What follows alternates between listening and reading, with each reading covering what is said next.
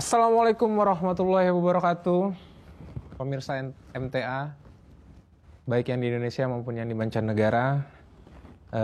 Ini adalah program baru dari MTA, di mana program ini akan kita bawakan secara kekinian dan khususnya untuk para anak-anak muda supaya bisa dapat dipahami bahwa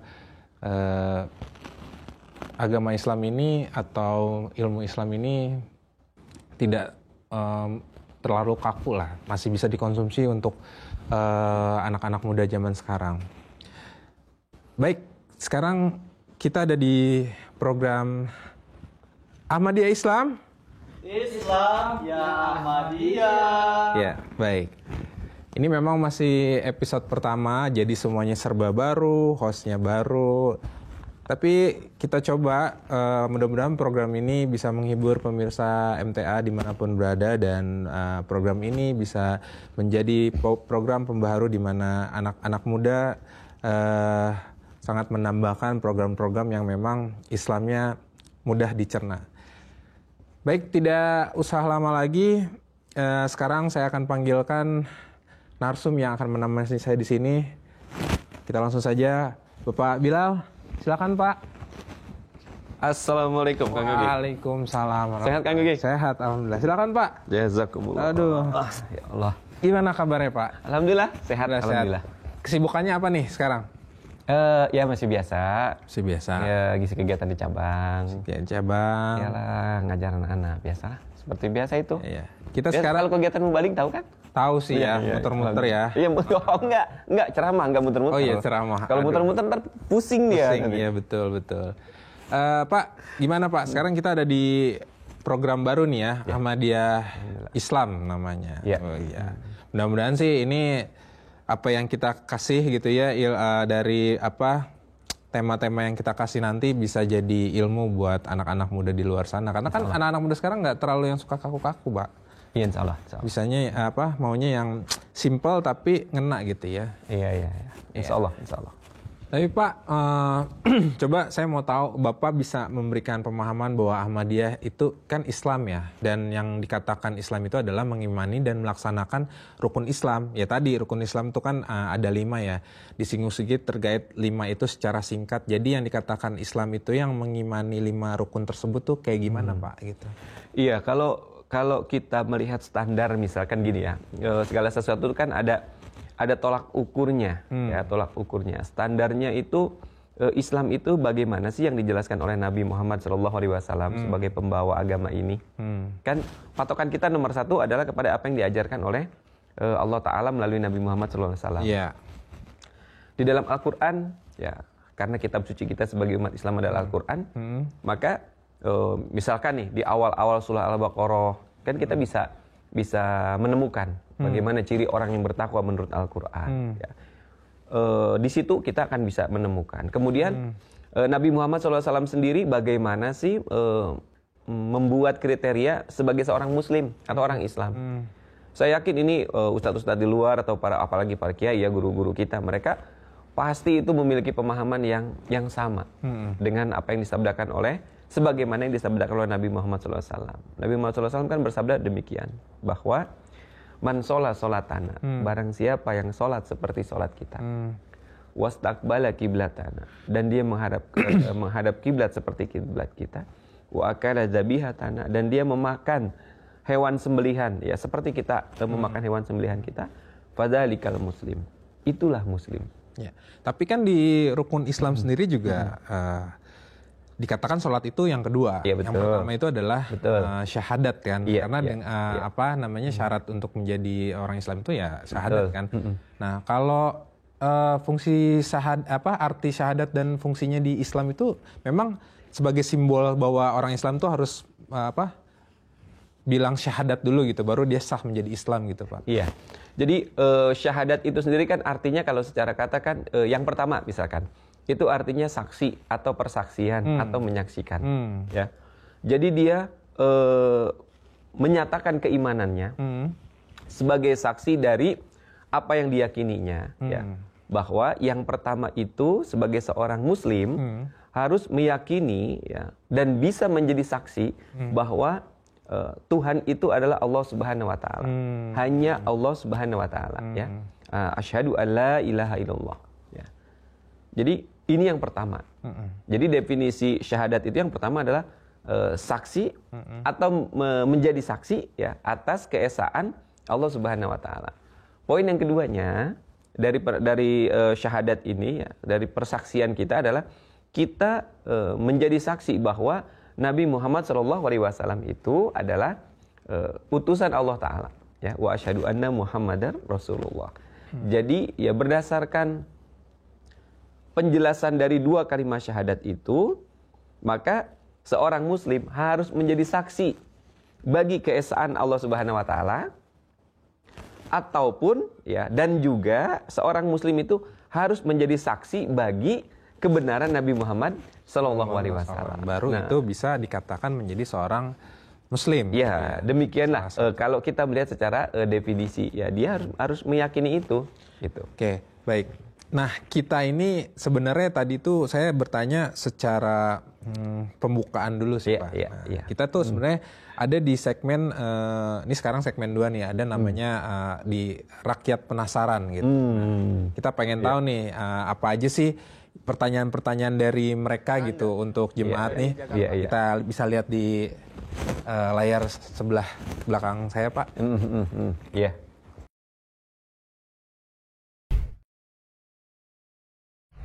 Anda dari Jakarta. Oh, iya ada. Saya pernah mendengar kalau Ahmadiyah memiliki syahadat yang berbeda. Jadi ada satu kalimat tambahan dari dua kalimat syahadat yang meyakini kalau Mirza Ghulam Ahmad adalah seorang Imam Mahdi. Apakah itu benar? Oke. Ada lagi? Oke, satu dulu. Nah, gimana Pak? Emang sering terjadi juga Pak di kalangan anak muda sih, banyak yang bilang seperti itu. Iya. Gimana Pak tanggapannya? Yang pertama, syahadat itu kan memang sudah baku, ya. Iya. Syahadat itu sudah baku di dalam agama kita, di dalam agama Islam, yakni asyhadu alla ilaha illallah wa asyhadu anna Muhammadar Rasulullah. Ya. Itu adalah sesuatu yang diajarkan dari sejak zaman Nabi Muhammad SAW, ya, sampai kepada anak yang baru lahir pun mungkin, ya, kalau diazankan mendengarnya kalimat itu juga. Kalimat itu juga. Ya, misalkan kalau diazankan kan mendengarnya pasti istilahnya kalimat itu juga kan. Tapi kalau misalnya di Ahmadiyah itu kan asyhadu alla ilaha illallah wa asyhadu anna Muhammad abduhu wa rasuluh tadi yang Bapak bilang ya. Nah, itu sama atau tidak dengan asyhadu alla ilaha illallah wa asyhadu anna Muhammadar Rasulullah. Nah, itu sama nggak? Justru kalau kita melihat kepada fungsi daripada syahadat ini, yaitu persaksian, ya, pengucapan asyhadu alla ilaha illallah wahdahu la syarikalah, itu lebih kuat lagi. Oh, itu ada tambahannya lagi. Lebih kuat lagi. Dan teks itu pun bukan berarti diada-adakan, ya. Iya. Bukan berarti diada-adakan, ya. Lalu itu lebih kuat lagi persaksiannya. Karena apa? Karena secara arti begini. Asyhadu alla ilaha illallah. Saya bersaksi bahwa tiada Tuhan selain Allah, wahdahu la syarikalah, dan tidak ada sekutu baginya. Jadi penguatan itu, ya.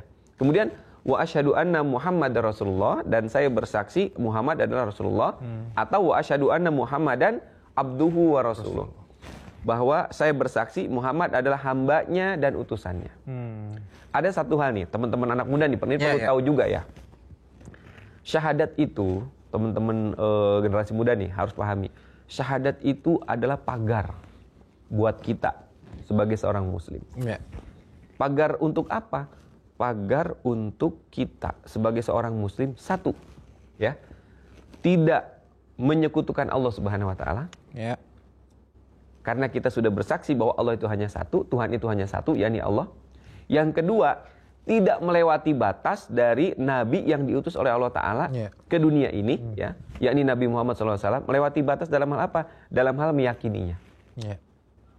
Karena di dalam sejarah agama-agama yang ada, itu pada umumnya, karena tidak ada pagar yang istimewa seperti Islam ini dalam bentuk syahadat, makanya umatnya banyak melewati pagar itu.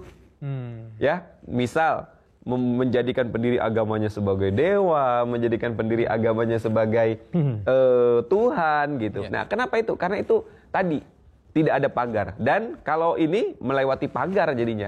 Tapi maksudnya ya memang harus tahu juga ya ilmunya untuk pemirsa MTA yang ada di mancanegara, baik di Indonesia maupun mancanegara, karena kan yang kita adopsi secara general ya tadi yang belum Bapak terangkan Asyhadu an la ilaha illallah wa asyhadu anna Muhammadar Rasulullah. Iya. Tapi saya dengar Pak ada yang menambahkan kalimat di la nabiyya ba'da dalam hadis, berarti bukan ada yang menambahkan kalimat la nabiyya ba'da dalam hadis, itu benar apa enggak? Jadi gini, teks asyhadu an la ilaha illallah wa asyhadu anna Muhammadar Rasulullah. Kemudian ada yang menambahkan la nabiyya ba'da, itu saya yakin ya. Kalau itu dikatakan sebagai runutan syahadat yang satu, itu saya yakin orang yang berkata demikian sangat tidak paham dua hadis ini, atau kita katakan dua teks yang berbeda. Karena la nabiyya ba'da dalam hadis itu apa Pak artinya? La nabiyya ba'da itu sebelum kita ngomongin tentang arti dari itu. Ini jelas-jelas dua teks yang berbeda, dua hadis yang kalau kita ngomongin referensi hadisnya dua hadis yang berbeda, ya. Dan latar belakangnya berbeda, Itu diucapkan oleh para penceramah, ya. Mereka biasanya tadi untuk menguatkan, ya, untuk menguatkan apa yang mereka yakini. Saya yakin kalau ada pembahasan khusus tentang la nabiyya ba'da akan sangat seru. Berarti intinya bukan kita yang mengubah dan menambahkan syahadat ya Pak ya. Bukan kita yang mengubah dan menambahkan gitu. Itu hanya diada-adakan oleh para penceramah untuk menguatkan kedudukan Nabi Muhammad SAW dari sudut pandang yang teman-teman atau para penceramah yakini. Jadi sekali lagi itu hanya untuk menguatkan tadi gitu. Sebetulnya teks syahadatnya bagaimana? Ya tadi sama. Asyhadu an la ilaha illallah wa asyhadu anna Muhammad Rasulullah. Hanya sampai situ. Gitu. Pengucapan la nabiyya ba'da itu tidak ada dalam teks syahadat. Tidak ada itu. Tapi ya tadi ada tambahannya juga kan yang tadi di asyhadu, yang penambahan asyhadu an la ilaha illallah wahdahu la syarikalah wa asyhadu anna Muhammadan abduhu wa rasuluh. Itu adalah penguatan mengenai kedudukan Allah Subhanahu wa taala dan juga kedudukan Nabi Muhammad SAW. Tapi nggak apa-apa nih Pak, sedikit aja coba saya mau tanya. Arti dari la nabiyya itu tadi penasaran juga sedikit. La nabiyya ba'da itu artinya tidak ada nabi, ya. Kalau arti kata ba'da, kalau secara general itu artinya sesudah. Sesudah. La nabiyya ba'di itu artinya tidak ada nabi sesudahku. Tapi kalau melihat konteks, hadis itu artinya bisa beda. Konteks hadis itu diucapkan oleh Nabi Muhammad SAW. Makanya orang, terutama teman-teman generasi muda nih ya, anak-anak muda nih. Anak-anak muda kalau mereka tidak mempelajari sejarah Islam, apalagi misalkan ilmu hadis berkenaan dengan sejarah bagaimana Nabi SAW mengucapkan hadis itu, ya pasti akan secara umum saja dipahaminya. Gitu. Jadi artinya itu la nabiyya ba'da itu artinya tidak ada nabi sesudahnya. Kalau la nabiyya ba'da, ya. Baik. Pak, ini masih ada rakyat penasaran, Pak. Oke. Memang rakyat pada penasaran. Iya, memang harus begitu. Memang harus begitu ya, Pak, karena biar ini ada video yang kedua nih, Pak. Iya. Kita lihat lagi nih, Pak, di belakang kita nih. Nah, ini. Nama gue Bintang, gue dari Jakarta. Mungkin yang pernah gue baca itu bukan praktek sholat sih, kayak syahadat agak berbeda yang gue baca. Terus juga punya masjid sendiri. Terus itu aja sih yang gue tahu sih, yang mungkin yang gue pengen tanya ketika ketemu dengan teman-teman dari Ahmadiyah ini. Ya, langsung aja dijawab ini mah, Pak. Iya. Jadi gini, kalau penasaran dengan syahadat Ahmadiyah itu sama nggak sih gitu kalimatnya dengan saudara-saudara muslim yang lainnya? Gampangnya main aja ke Masjid Ahmadi. Main aja ke masjid yang didirikan oleh Jamaah Islam Ahmadiyah, main aja. Lihat misalkan di mimbar. Biasanya kan di mimbar suka ada tuh kaligrafi kan. Ya. Lihat aja kaligrafi syahadatnya. Pasti sama. Ya, asyhadu alla ilaha illallah wa asyhadu anna Muhammadar Rasulullah. Ada penambahan? Nggak ada. Kalau lagi azan misalkan. Azan itu kan juga ada poin atau di mana itu pengucapan dua kalimat syahadat. Ya. Coba dengerin azannya. Sama juga. Jadi kalau dikatakan bahwa syahadat Ahmadiyah itu berbeda, ada penambahan, itu memang teman-teman yang masih memiliki pemahaman demikian memang harus nongkrong bareng deh sama teman-teman pemuda Ahmadi gitu ya. Main ke masjidnya, dengerin waktu azannya gitu kan. Itu nanti insya Allah akan langsung dapat melihat langsung. Karena saya juga sempat kemarin dengerin ceramah Pak Amir ya. Iya. Kalau kalian mau tahu tentang Ahmadiyah ya tanya langsung ke orang Ahmadiyah, bukan nanya ke aliran sebelah gitu. Tanya gitu kan. Gitu. Betul sih. Iya. Baik Pak, ini kita langsung ada nih ke segmen 3 namanya amplop bertanya. Iya, gitu. ini biasanya amplop isinya uang. Betul. Ini amplop isinya pertanyaan. Iya. Mungkin nanya dia. Ini saya belum panggil, Anda udah kesini. Oh, berarti dia kreatif. Oh, dia kreatif. Berarti dia kreatif. Makanya dia kan di tim kreatif, Pak. Iya, betul. Kreatif dia. Bagus ini. Aduh. Masih belum ini nih, jokes-jokesnya belum keluar ya. Masih episode pertama. Masih episode pertama kita nih. Nah, nih Pak, pertanyaan dari amplop bertanya nih. Iya. Oke. Bapak mau pertanyaan ini apa 2 juta rupiah? Saya sebenarnya kalau bisa 2 juta rupiah langsung pulang. Tapi gitu. mending amplop aja lah. Saya nggak amplop megang 2 aja juta soalnya segmennya belum selesai. Iya benar. Oke Pak, nah pertanyaan amplop bertanya media Islam. Nah ini satu, tuduhan meremehkan posisi Nabi Muhammad SAW. Iya. Dalam literatur Ahmadiyah mungkin ditemukan pernyataan-pernyataan yang menekankan pentingnya Mirza Ghulam Ahmad sebagai nabi yang diutus untuk membenahi umat Islam. Tuduhan ini menyatakan bahwa dengan melakukan ini, Ahmadiyah secara implisit menurunkan posisi unik Muhammad SAW sebagai khataman nabiyin atau penutup para nabi. Nah itu gimana menurut Bapak?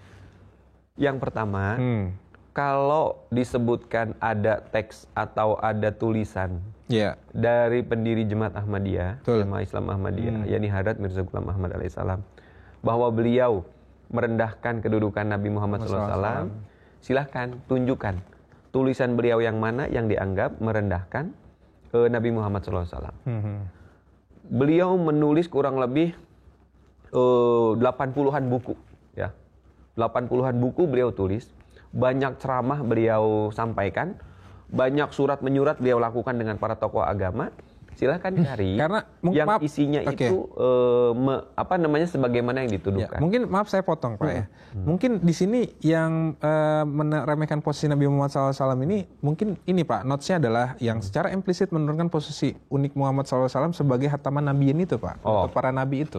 Kalau pada posisi itu, yang pertama begini, kita sebagai seorang Muslim ya, itu di dalam beragama itu kita hanya mengikuti apa yang diajarkan oleh Allah Ta'ala di dalam Al-Quran dan juga apa yang disabdakan oleh Nabi Muhammad SAW. Nah, di dalam Islam itu diajarkan diberitahukan oleh Nabi Muhammad SAW bahwa di akhir zaman ini atau di akhir zaman nanti, yaitu akan datang figur ya yang akan memberikan peran yang sangat besar kepada Islam ini.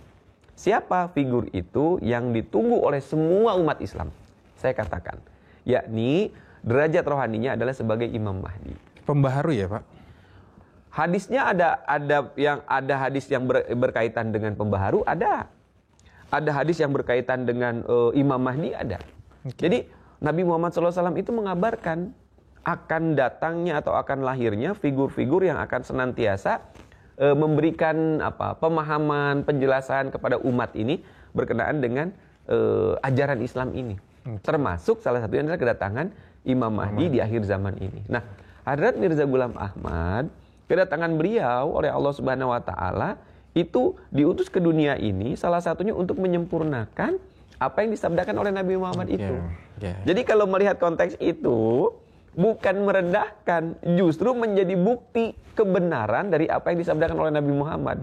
Harusnya menjadi menyempurnakan Pak ya. Iya, harusnya menjadi bukti kebenaran Nabi Muhammad dong. Iya. Itulah yang dimaksud definisi saksi, Kang Yogi. Oke. Jadi saksi itu, contoh misalkan ini, Kang Yogi, ya, jadi saksi di pengadilan.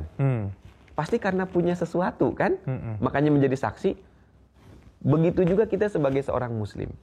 Nah, Hadrat Mirza Ghulam Ahmad, beliau itu kalau ibaratkan di pengadilan ini ada saksi yang biasa, ada saksi kunci segala macam. Nah, Hadrat Mirza Ghulam Ahmad, beliau itu ya posisinya kalau sebagai saksi mengenai kebenaran Allah Ta'ala dan kebenaran Nabi Muhammad, posisi beliau itu kalau kita katakan sebagai saksi utama. Kualitas syahadat beliau ya terhadap Allah Ta'ala dan Nabi Muhammad SAW itu luar biasa. Karena beliau sendiri menjadi bukti kebenaran dari apa yang disabdakan Nabi Muhammad SAW. Baik. Ya. Itu ya nanti kita ada lagi lah sesi itunya Pak ya. Insya Allah. Saya juga udah tadi ngedengerin Bapak gitu udah konsen gitu ya. Tiba-tiba di monitor turunin amplopnya. Oh nggak kelihatan. Nggak kelihatan mukanya ya. Emang kreatif, emang selalu ngasih tahu. Ya. Kalau ada kurang-kurang Nah ini tahu kita. ada satu lagi nih. Iya. Ini tuduhannya penerimaan Mirza Ghulam Ahmad sebagai bagian dari syahadat. Nah, dalam poinnya, dalam beberapa ajaran atau ceramah mungkin ada penekanan bahwa untuk menjadi muslim sejati seseorang harus menerima Mirza Ghulam Ahmad menjadi Al-Masih dan Mahdi. Tuduhan ini menyatakan bahwa ini menambah syarat tambahan ke dalam syahadat yang tidak ada dalam Islam mainstream. Gimana Pak? Gini, tadi di awal sudah saya jelaskan ya. Nabi Muhammad SAW itu mengabarkan mengenai kedatangan Imam Mahdi, ya kedatangan Nabi Isa yang dijanjikan di akhir zaman ini. Nah, berkenaan dengan figurnya, memang setiap organisasi Islam yang banyak ini jumlahnya, mereka memiliki pemahaman yang berbeda-beda. Betul, setuju. Misalkan, ya, yang pertama nih, sejarah mengenai datangnya Imam Mahdi. Coba deh searching teman-teman milenial tuh, Gen Z itu pasti gampang banget itu. Siapa saja yang pernah mendakwakan diri sebagai Imam Mahdi, pasti orangnya beda-beda. Beda-beda. Ada Lia Eden juga ada. Lah bisa jadi itu kan, pasti beda-beda orangnya. Saking banyak. Nah, tapi yang menjadi nasihat Nabi Muhammad SAW apa coba? Fa idza ra'aitumuhu fabayyi'uhu walau habwan ala salji fa innahu khalifatullahil mahdi. Jadi yang memerintahkan kita untuk ikut kepada Imam Mahdi itu, baiat kepada Imam Mahdi itu, yakni Nabi Muhammad SAW sendiri. Adapun siapa Imam Mahdinya, ya, yang benar menurut Allah Ta'ala dan Nabi Muhammad SAW, ya, yang pendakwaannya itu benar dan tidak mengada-ngada, nah itulah PR kita sebagai manusia, orang beriman. Betul. Terutama generasi muda nih. Ya. Kan bisa searching tuh, udah banyak orang yang mengaku Imam Mahdi.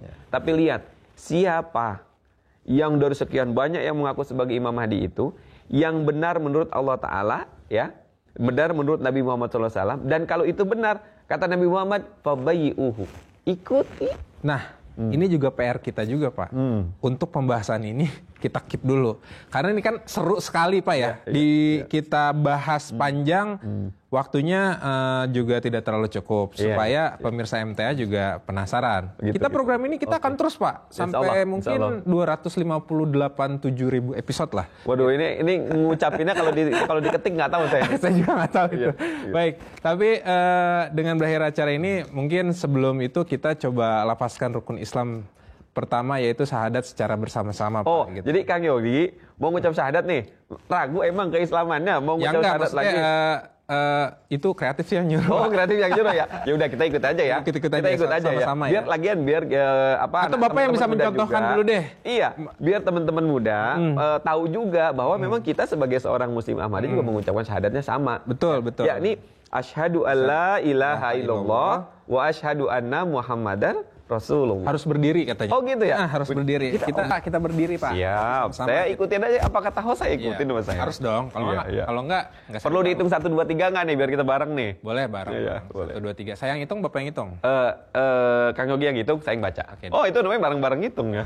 Oke. Kita hitung ya Pak. Siap. 10, kelamaan ya Pak? Kelamaan. Oke baik. 3, 2, 1. Asyhadu alla ilaha illallah wa asyhadu anna Muhammadar Rasulullah. Iya, itu sama. Harus dempet katanya. Allahu Akbar. Enggak boleh, ini kebanyakan kalau dempet ini. Kan Gen Z ngeri loh kalau yang dempet loh. Udahlah teman-teman laki-laki. Bisa kali Pak Produser ya, segini oke kan? Udah. Segini udah. Oke, yang penting lafalnya udah mantap. Tuh, tulis cukup aja cukup. Iya. Gimana? Pokoknya kita ikutin tim kreatif. Tapi kalau yang terlalu dekat kita ini aja. Iya. Baik Pak, ini kan sudah di segmen terakhir ya Pak ya. Nah, mudah-mudahan ini episode pertama ini ya saya juga host magang nih Pak ya. Kalau Bapak ya saya nggak bisa sebut narasumber magang gitu kan.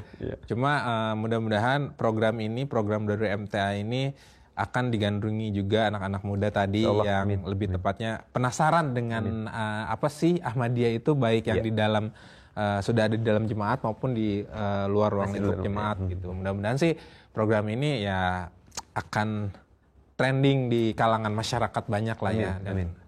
Oke, paling begitu saja. Mungkin nanti kalau ada yang kita bahas lagi dari tema-tema yang tadi untuk nextnya gitu Pak ya. Insyaallah. Dan kita sambil cari rakyat bertanya untuk next episode selanjutnya. Insyaallah. Jangan lupa pemirsa MTA, tonton terus siaran MTA lainnya. Banyak program-program lainnya di siaran MTA. Tapi yang utama sih ya program kami ya Pak. Program kita sekarang nih. Ini harus Ahmadiyah training Islam. Ahmadiyah Islam ya. Baik. Pemirsa MTA, sekian dari kami berdua. Pak Bilal izin undur diri, saya juga izin undur diri. Ahmadiyah Islam. Islam ya Ahmadiyah. Assalamualaikum warahmatullahi wabarakatuh. Waalaikumsalam warahmatullahi wabarakatuh.